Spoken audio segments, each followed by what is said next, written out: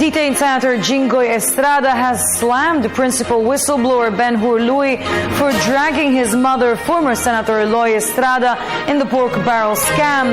The younger Estrada said the whistleblower was merely basing his allegations on endorsement letters signed by Senator Eloy. He said Luis' testimony was all hearsay. At today's proceedings, Luis told the Sandigan Bayan that the word inay mentioned in his disbursement report was no less than the former senator. Luis testified that Jinggoy's code name was Anak to distinguish him from his mother. Endorsement letters na pinirmahan ng mga senators, na sinasabi nila, these are only recommendatory. Bahala na implementing agencies to decide whether to grant our request or not.